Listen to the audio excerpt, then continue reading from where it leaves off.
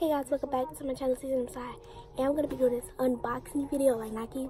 It's supposed to be like a funny video because I can't like really fit the shoes. But so I basically went to the store and I bought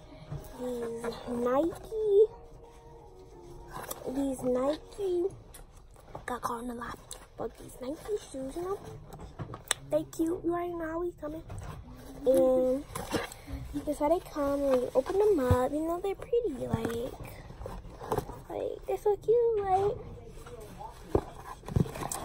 they're so cute, you know.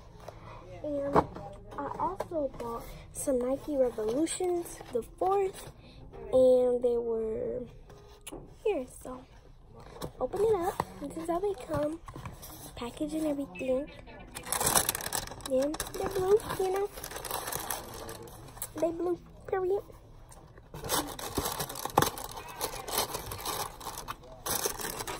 Guys, a worker is right there. I'm gonna get kicked out.